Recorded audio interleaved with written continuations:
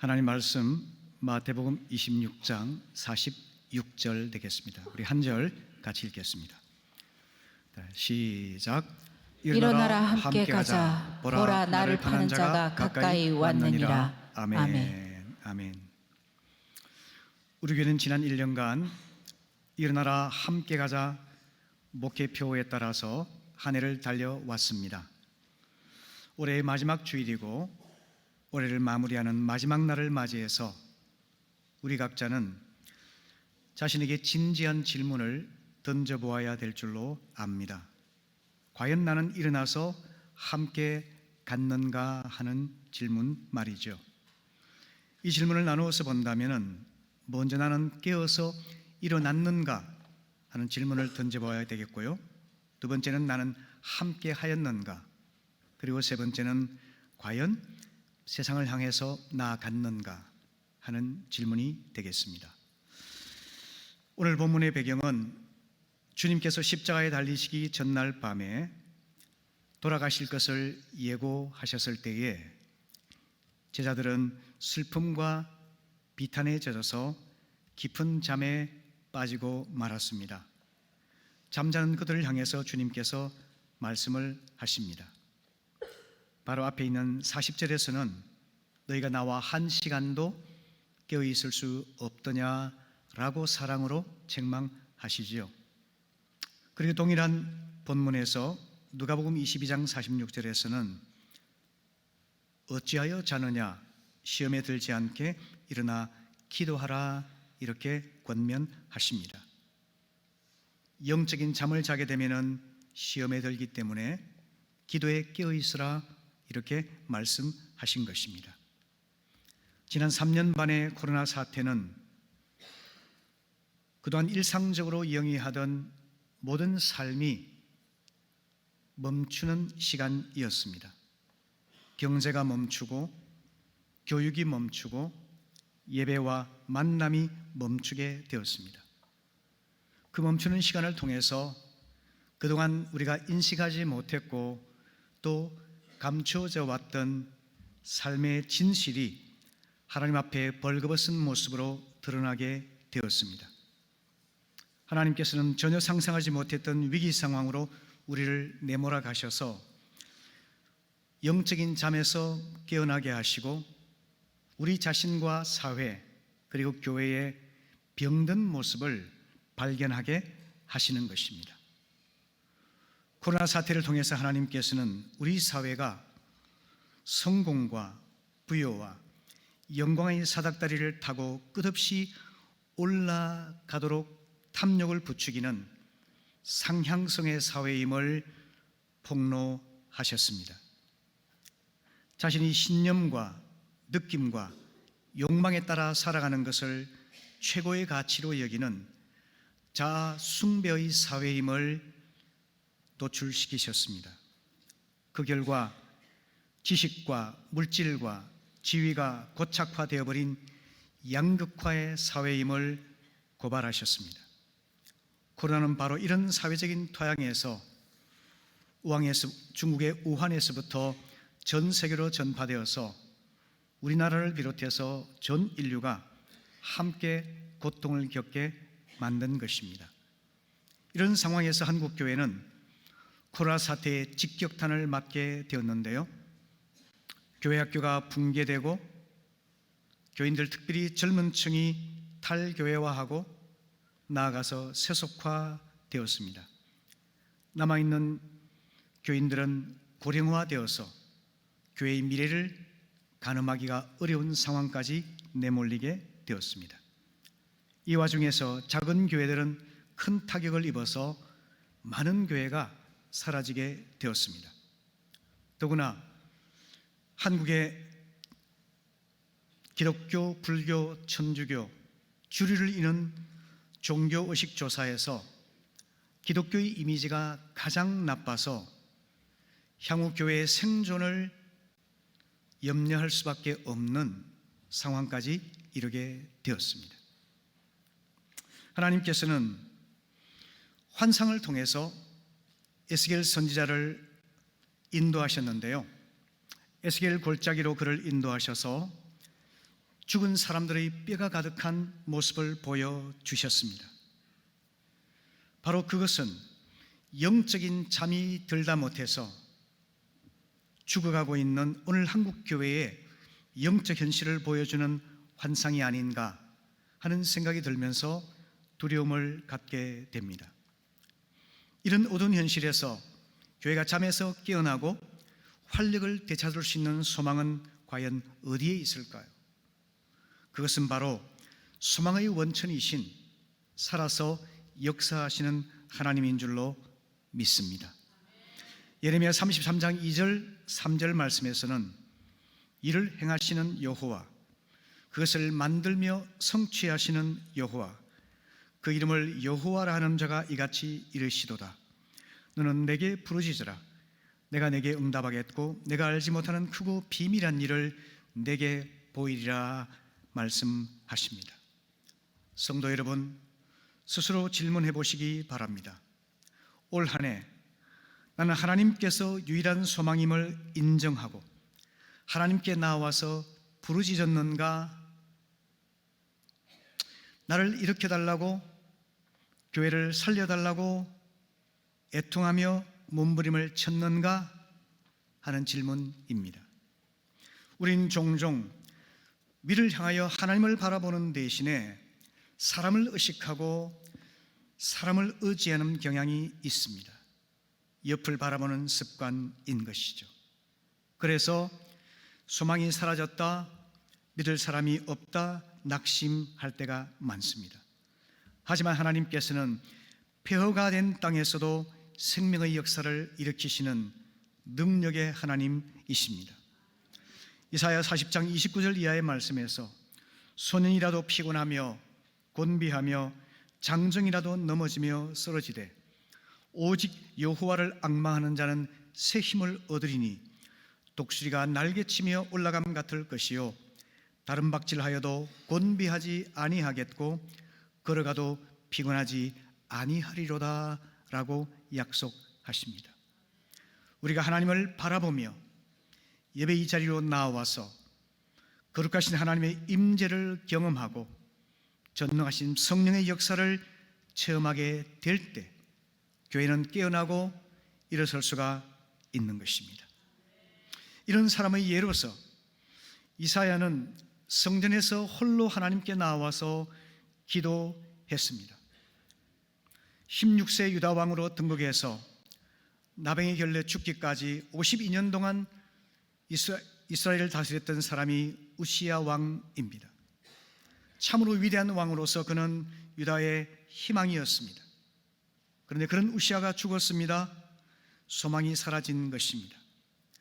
당시 나라를 위해서 고민하던 청년 선지자 이사야에게 큰 슬픔과 낭망이 아닐 수가 없었죠.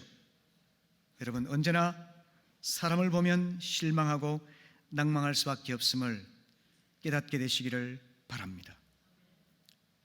유다의 소망이었던 우시야가 죽고 슬픔과 좌절 속에서 어찌할 바를 모르던 이사야는 마침내 성전으로 찾아갔습니다.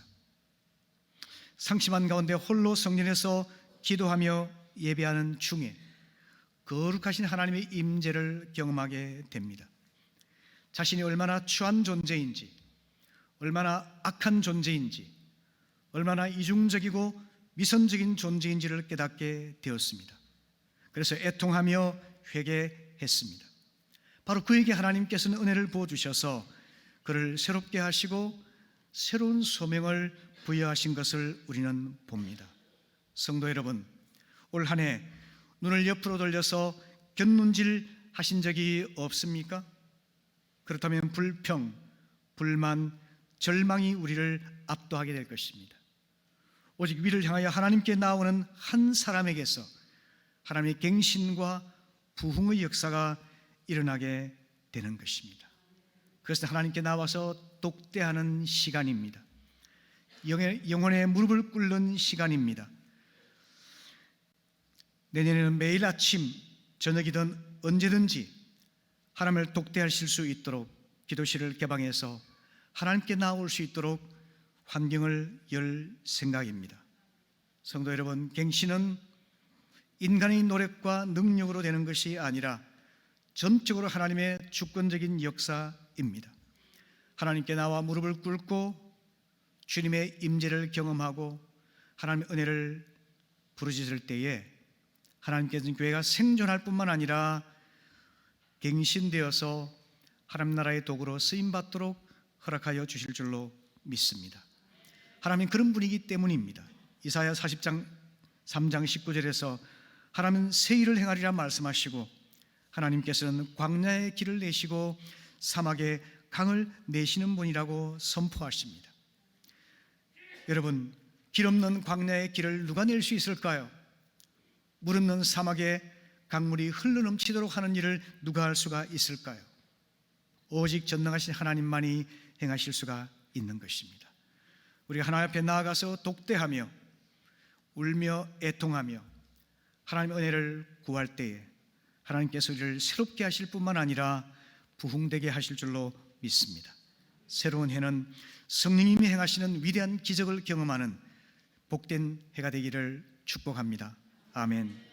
두 번째, 우리는 함께 했는가 하는 질문을 던져보아야만 합니다. 창세기 1장 26절 이하의 말씀은 하나님께서 성부, 성자, 성령의 삼일체로 존재하신다는 것을 우리에게 보여줍니다. 이 삼일체 하나님께서 공동으로 하신 역사가 우주를 창조하시고 자연 생명체를 창조하시고 그리고 하나님의 형상으로 인간을 만드신 일입니다.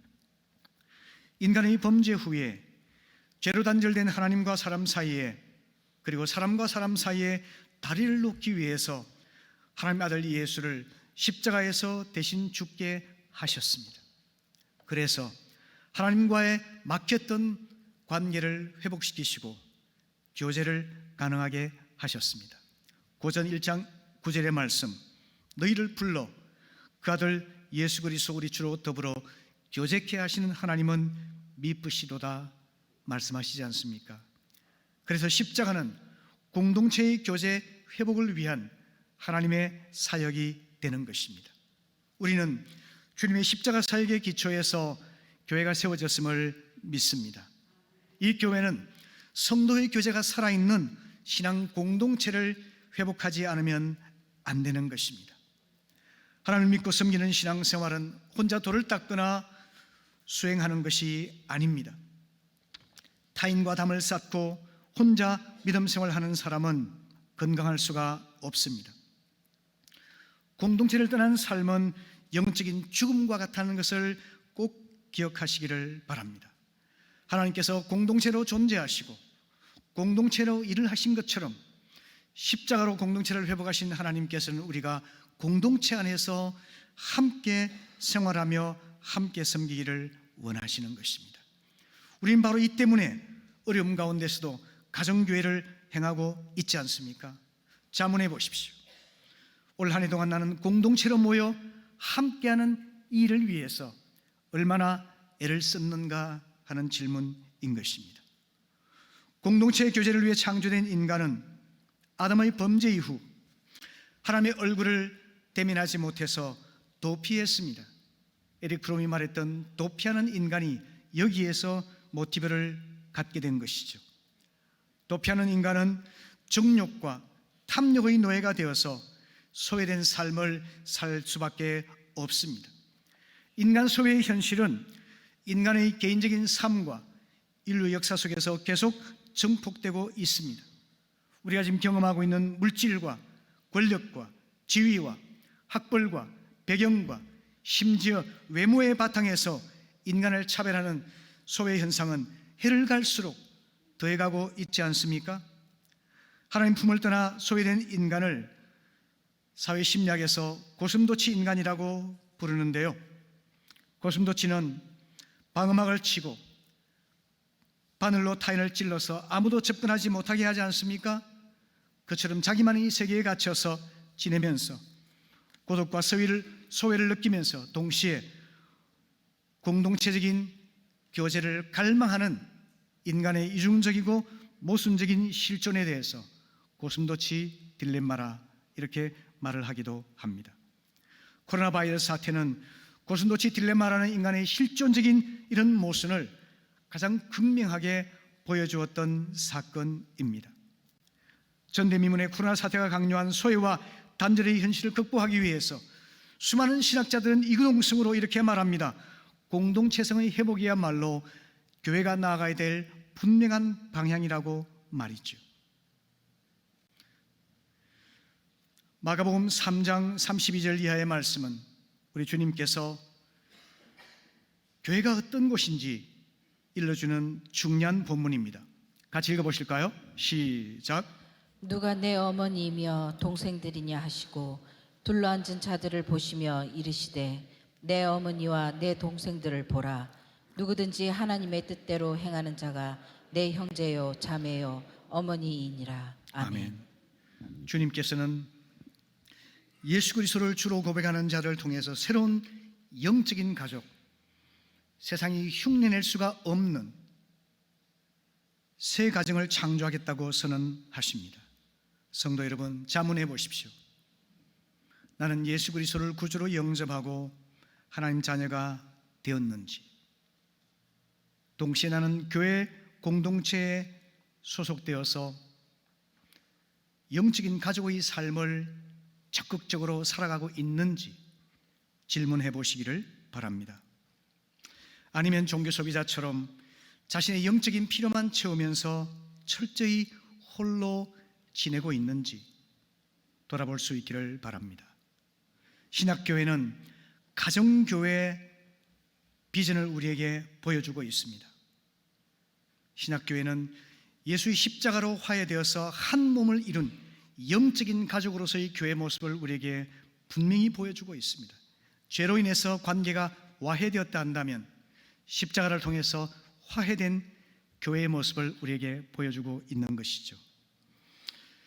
화해된 그리스도의 몸, 가정교회, 신학교회를 회복하기 위해서는 누군가의 눈물겨운 헌신이 필요하죠. 그런 분들을 성경은 우리에게 보여주고 있습니다. 빌립보 교회에 초석이 되었던 루디아라는 여성이 있죠. 그리고 바울을 통해서 구원받게 된 빌립보 간수는 자기 가정을 열어서 가정교회를 열었죠. 아굴라와 브리스길라 부부는 고린도에서 가정교회를 열었죠. 눈바라는 여성은 자기 집을 열어서 가정교회를 열었죠. 아키뽀는 골로새에서 가정교회를 열었죠. 여러분, 자기 집을 열어서 가정교회를 한다는 것이 이게 단순히 콘크리트가 아닙니다. 하나님의 놀라운 의미가 담겨져 있는 교회의 신비를 보여주는 놀라운 사실임을 깨닫게 되기를 바랍니다. 여러분, 올해 여러분은 가정교회 회복을 위해서 어떤 수고를 감당하셨나요? 인간적인 편의와 편리를 위해서 집에서 집으로라는 가정교회의 원칙을 저버리지 않았습니까? 영적인 게으름으로 인해서 가정교회 참여 자체를 포기하지는 않았습니까? 하나님 앞에서 두려운 마음으로 자기를 성찰하면서 새로운 마음을 다지는 이 시간이 될 수 있기를 바랍니다. 코로나로 인해서 모이기 어려운 이런 상황에서도 사명감을 가지고 매주 철저하게 모임을 가진 몇몇 목장이 있습니다. 지난 시절을 돌아보니까 그 목장에서는 VIP가 참석을 했습니다. 그리고 그분들이 하나님을 만나서 행복한 삶을 고백합니다. 삶이 변화된 간증을 하는 것을 봅니다. 새로운 생명이 들어옴으로 인해 목장이 힘을 얻게 됩니다. 여러분, 이 놀라운 신학교회의 이야기가 오늘 우리 가운데서 일어날 수 있음을 단순히 믿고 아멘으로 순종하시기를 바랍니다. VIP를 순수하게 섬기고 인내 가운데 신뢰의 관계를 얻게 되면 그분들이 우리의 삶에 관심을 갖고 목장으로 방문을 하게 됩니다. 그리고 진솔한 삶의 나눔을 듣고 보면서 자신의 이야기도 풀어놓고 그러면서 우리를 이끌어 가시는 하나님에 대한 관심을 갖고 주일 예배까지 나오게 되는 것입니다. 이것이 하나님의 원리며 방법입니다. 그동안 이것을 잊었다면, 그동안 이것을 태만히 했다면, 그동안 이것을 소극적으로 했다면 다시 일어나서 가정 목장에 헌신하는 우리 모두가 될 수 있기를 바랍니다. 성도 여러분, 꼭 부탁합니다. 교회를 위한 활동으로서 이 신학교회의 귀한 사명을 태만히 하는 어리석음의 죄를 범하지 않게 되시기를 간곡히 부탁합니다. 교회는 하나님 아버지께서 아들 예수의 피를 통해 이루신 새로운 가정입니다. 이 가정에는 다양한 지체들이 있지 않겠습니까? 헌신적인 부모가 있고, 혈기왕성한 청년도 있고, 반항기의 청소년도 있고, 귀여운 어린아이들이 있습니다. 때로 이 가정에는 결혼에 실패해서 친정에 돌아와 있는 딸도 있을 수가 있습니다. 취업을 하지 못한 채 방에 누워 빈둥빈둥하는 아들도 있을 수가 있습니다. 장애가 있어서 부모의 전적인 돌봄이 필요한 아기도 있을 수가 있습니다. 다양한 식구들이 있지만 그 누구도 서로를 짐으로 여기지 않지 않습니까? 왜요? 존재 자체가 보배이기 때문입니다. 우리 교회 안에서는 그분의 존재 자체가 하늘의 보배로 여겨지는 그런 문화, 그런 정신, 그런 삶이 회복될 수 있기를 바랍니다. 성경은 그런 가족 공동체의 예를 보여주고 있는데요, 다윗과 아둘람 형제들 여러분 기억하실 겁니다. 다윗이 사울의 살해 위협을 피해서 도피하던 그 시절에 아둘람 동굴에서 그런 형제들과 함께 생활하게 되었죠. 다윗에게는 환난당한 자들, 빚진 자들, 마음이 억울하고 원통한 자들이 모여들었습니다. 습기차고 칙칙한 아둘람 동굴에서 함께 공동체를 이루었습니다. 그들 가운데는 거친 사람이 많았습니다. 상처 입은 사람이 많았습니다. 분노 조절이 안 되는 사람이 많았습니다. 폭력적인 사람도 있었습니다. 제멋대로인 사람들이 있었습니다. 하지만 다윗이 그들과 함께 울고 웃으며 지내는 동안 그들은 빚어졌고 치유되고 그리고 건강해져서 다윗과 함께 자기 목숨을 바쳐서 새로운 왕국을 건설하는 주역이 되지 않았습니까? 이것이 하나님께서 우리에게 주신 공동체의 놀라운 비전입니다. 신약에서 예수님의 제자단은 어떤 사람들이었을까요? 지체 높은 국회의원인 니고데모와 아리마대 요셉이 있었습니다. 반대로 무지하고 거친 어부들이 많이 있었습니다. 로마 제국의 부역을 한 세리마테도 있었고, 로마의 폭력으로 저항하던 열혈당원 시몬도 있었습니다. 세상에서 목소리를 내지 못하는 여성들도 다수 있었습니다. 마치 다양한 물질을 녹여서 하나의 새로운 물질을 만들어내는 뜨거운 용광로처럼 주님의 공동체는 그 모든 다양한 사람들을 배제하거나 차별하거나 대적하지 않고 용납해서 새로운 존재로 만들어내었던 것입니다. 그것이 신앙 공동체의 놀라운 파워인 것입니다. 그리고 복음이 예루살렘을 벗어나서 이방 사회로 전진하면서 교회는 더 분명하게 다양한 배경의 사람들을 한데 모아서 가족을 이루었음을 보여줍니다. 골로새 3장 11절 말씀 같이 읽어보실까요? 시작. 거기에는 헬라인이나 유대인이나 할레파나 무할레파나 야만인이나 수구디아인이나 종이나 자유인이 차별이 있을 수 없나니 오직 그리스도는 만유시요 만유 안에 계시니라. 아멘.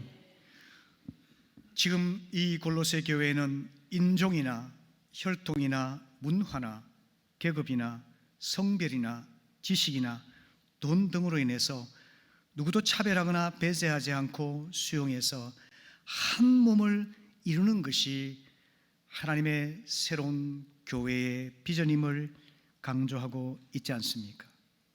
여러분, 우리는 코로나를 겪으면서 분명한 메시지를 받았습니다. 끊임없이 성장을 위해 달려오던 한국 사회와 한국 교회를 향해서 하나님은 스탑 사인을 주시고 교회의 성장이 아니라 본질을 회복하는 방향으로 나아가야 된다는 것을 명확하게 말씀하셨습니다. 이 하나님의 무거운 진리를 우리가 아멘으로 받아야 될 줄로 믿습니다.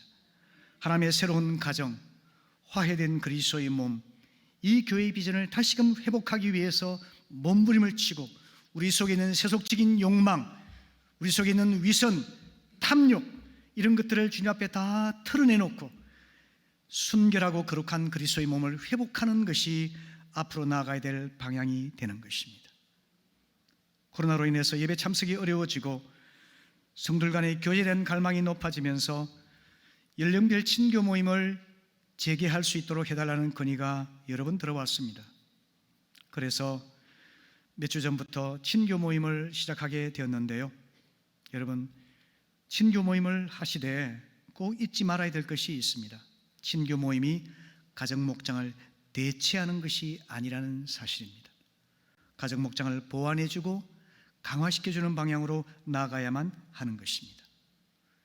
또 연령별로 친교하다 보면은 인간적으로 매우 가까워지게 됩니다. 하지만은 인간적인 친밀함이 영적인 친교의 증거라고 착각하지 마시기를 바랍니다. 모여서 쇼핑 이야기, 화장품, 부동산, 주식, 학원 이야기가 지배를 하게 되면은 그 모임은 병든 모임이 되는 것입니다. 우리의 만남이 우리를 하나님께로 더 가까이 인도하였는가 하는 질문을 끊임없이 던져야만 합니다. 목장도 마찬가지고 친교 모임도 마찬가지고 어떤 모임이든지 우리의 모임이 우리를 하나님께로 더 가까이 인도하였는가 정직하게 질문을 던져야만 하는 것이죠. 특별히 친교 모임 하는 과정에서 주의할 부분이요, 외롭고 가난하고 상처받은 사람이 있을 수 있다는 점을 잊지 말아야만 합니다. 우리 교회는 오래 믿음 생활을 함께 하신 분들이 많기 때문에 새로운 가족이라든지 외로운 분들이라든지 상처 있고 가난하고 힘든 분들에 대해서 잘 민감하지 못할 가능성이 있습니다. 밝은 미소, 친절한 말, 대화와 경청, 진정한 관심과 기도가 함께 어우러져서 영적인 친교가 풍성하게 이루어질 수 있기를 바랍니다. 혹시 무관심하거나 혹시 불친절하거나 혹시 함부로 말을 해서 상처를 주는 이런 역기능이 생기지 않도록 주의할 수 있기를 바랍니다. 왜냐하면 우리는 세상이 흉내낼 수 없는 하나님의 새로운 가정이요 화해된 그리스도의 몸이기 때문에 그렇습니다. 교회가 이처럼 공동체성을 회복하기 위해서는 무엇으로 가능할까요? 여러분, 우리의 자신의 성품에 의존해서 될 수 있다는 생각을 다 버리시기를 바랍니다. 내 노력, 내 능력, 하나님이 원하시는 공동체를 회복할 수 있다는 생각을 다 내려놓으시기를 바랍니다. 하나님의 영이신 성령께서 우리 가운데 임재하시고 성령의 능력이 충만히 나타날 때만 공동체는 그 기능을 할 수가 있는 것입니다. 이사야 11장 6절부터 8절의 말씀 같이 읽어보실까요? 시작. 그때에 이리가 어린 양과 함께 살며 표범이 어린 염소와 함께 누우며 송아지와 어린 사자와 살찐 짐승이 함께 있어 어린아이에게 끌리며 암소와 곰이 함께 먹으며 그것들의 새끼가 함께 엎드리며 사자가 소처럼 풀을 먹을 것이며 젖 먹는 아이가 독사의 구멍에서 장난하며 젖된 어린아이가 독사의 굴에 손을 넣을 것이라. 아멘. 아멘. 저는 이 본문을 읽을 때마다 마음이 뜨거워집니다. 목회를 하면서 발견한 사실은요, 사람은 정말 변하지 않는다는 것입니다. 이런 사실이 제게 좌절감을 줄 때가 많이 있습니다. 하지만 사람의 본성이 변할 수 있다는 그 소망이 하나님께 있습니다. 늑대나 표범이나 사자나 곰이나 독사와 같은 무서운 맹수가 순한 양처럼 본성이 근본적으로 변할 수 있는 가능성이 하나님께 있습니다. 그리고 그 사나운 짐승들이 순하디 순한 짐승들과 함께 친구가 되어서 어울려 살아가는 공동체의 아름다운 삶이 가능할 수가 있습니다. 사나운 맹수들이 어린아이의 손에 이끌려서 양처럼 순종하는 모습을 한번 상상해 보십시오. 세상 어디에 그게 가능할 수가 있겠습니까? 이것은 성령님께서 임재하시고 성령이 충만히 다스릴 그때만 가능한 일인 것입니다. 이것이 바로 우리의 희망입니다. 사람은 정말 변하지 않습니다.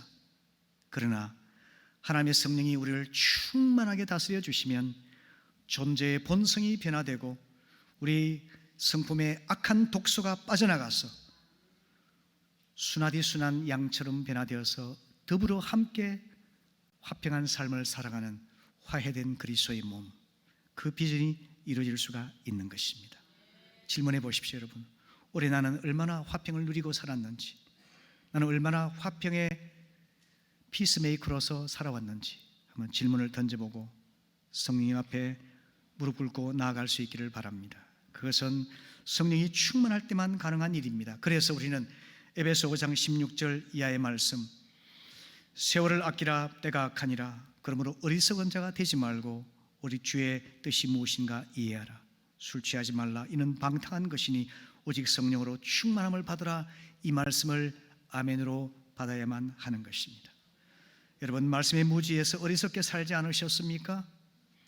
술에 취하여 방탕하지 않았습니까? 방탕해서 무질서하고 게으르게 살지 않았습니까? 성령님의 인격과 그분의 위대한 능력에 대해서 무관심하게 살지 않았습니까? 우리 모든 이 육신적인 삶의 모습들을 버리고 단순한 마음으로 성령의 충만함을 사모하시기를 바랍니다.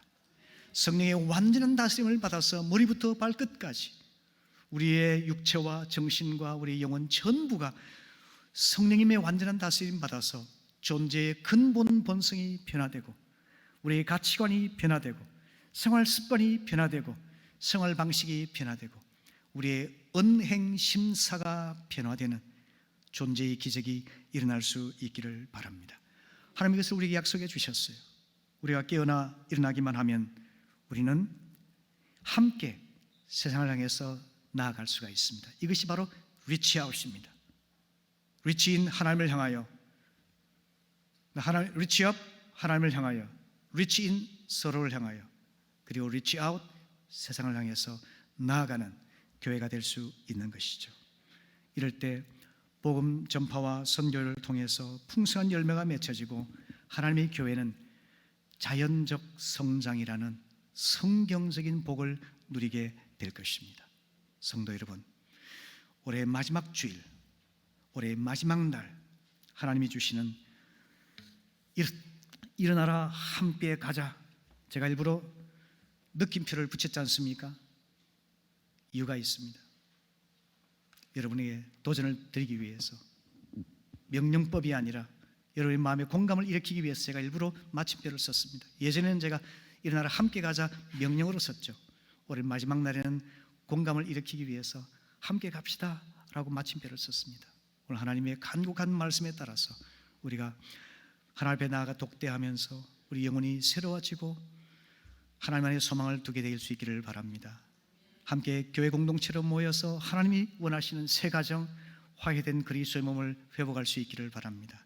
그리고 우리는 세상을 향해 나아가서 이 죄로 병들고 부패하고 왜곡되고 혼란스러운 세상에 하나님 나라를 회복하는 그 일을 위해서 우리가 함께 헌신할 수 있기를 바랍니다.